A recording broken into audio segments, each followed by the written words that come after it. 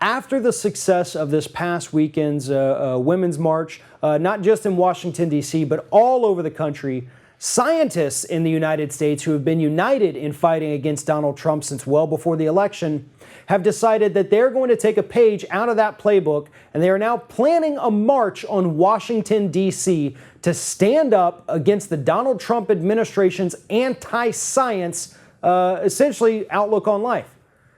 The Trump administration right now is launching a war against science. They're gutting everything at the EPA or the Department of Energy that has to do with climate change.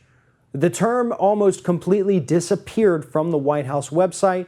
The EPA's pages on climate change have disappeared online since Trump took office a week ago, and scientists are fed up with it. But furthermore, again, this is not just a climate change issue.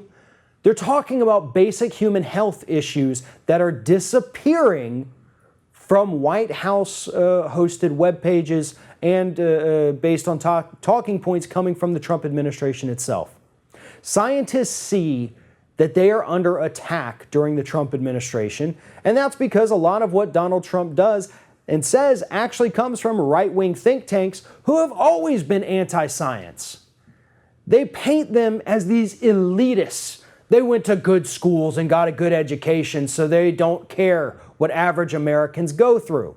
That's been a Republican talking point since the 2000 election, really, when Al Gore ran, and they painted him as some kind of intellectual elitist, as if that's a bad thing. See, Republicans for 17 years have been telling us that being smart, being intelligent is bad. It makes for a bad leader. It makes for bad scientists. What we want is a president, a government that we can go out and have a beer with. That is one of the talking points they used to sell George W. Bush to the country. Ironic considering that the man was a recovering alcoholic. But he was an everyman.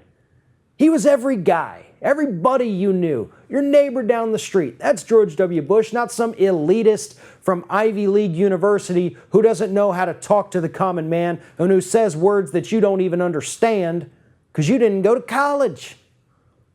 So that's what this attack on scientists is a continuation of. Donald Trump, his speeches, according to analysts, are given at a fourth grade level.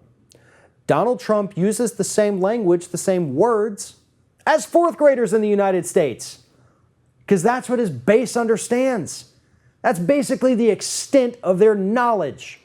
So of course, they're going to think that a scientist, somebody with a PhD, maybe even 2 or 3 PhDs, is an elitist because they had the audacity to go and get an education so that they could learn enough to make the world a better place. How dare they, right? There's not a whole lot of money in science, believe it or not, folks.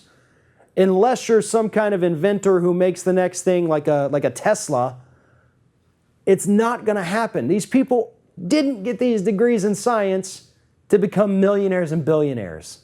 They did it because they want to help people.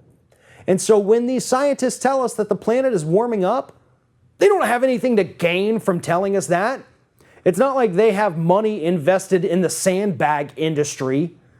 They're telling us that because they don't want us to die. They don't want to die. They don't want this country to die. And that's why they're going to march on Washington.